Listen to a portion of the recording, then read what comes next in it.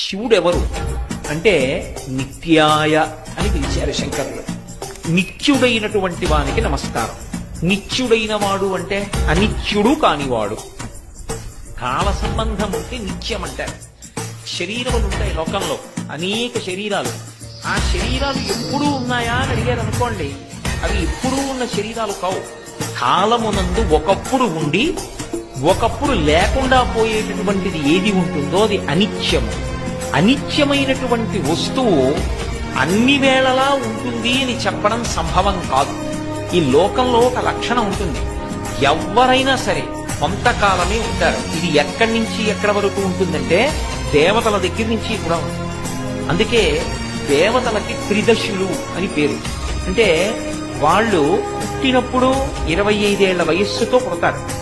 వాళ్ళు ఉన్నంతకాలం 25 ఏళ్ల వయస్సుతోటే ఉంటారు. వాళ్ళ శరీరం పడిపోయినప్పుడు 25 ఏళ్ల వయస్సు ఉండగానే పడిపోతారు.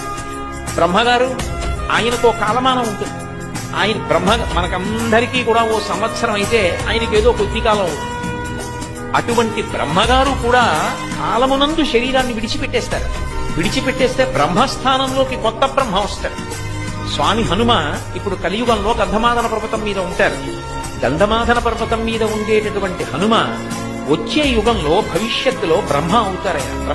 శివుడెవరు అంటే నిత్యాయ అని పిలిచారు శంకరులు. నిత్యుడైనటువంటి వానికి నమస్కారం.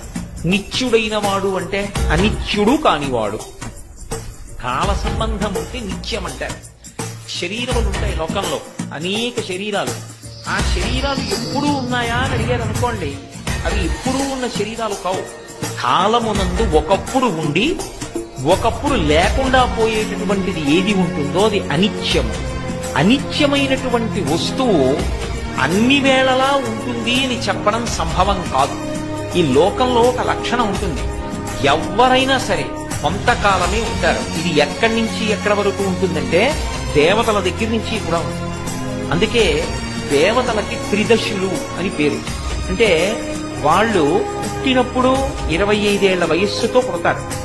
వాళ్ళు ఉన్నంతకాలం 25 ఏళ్ల వయస్సుతోటే ఉంటారు. వాళ్ళ శరీరం పడిపోయినప్పుడు 25 ఏళ్ల వయస్సు ఉండగానే పడిపోతారు. బ్రహ్మగారు ఆయనకో కాలమానం ఉంటుంది. ఆయన బ్రహ్మ మనకందరికీ కూడా ఓ సంవత్సరం అయితే ఆయనకి ఏదో కొద్ది కాలం ఉంటుంది.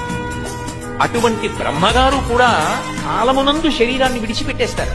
విడిచిపెట్టేస్తే బ్రహ్మస్థానంలోకి కొత్త బ్రహ్మ వస్తాడు. స్వామి హనుమ ఇప్పుడు కలియుగంలో గంధమాదన పర్వతం మీద ఉంటారు. గంధమాదన పర్వతం మీద ఉండేటటువంటి హనుమ వచ్చే యుగంలో భవిష్యత్తులో బ్రహ్మ అవుతారయ్యా.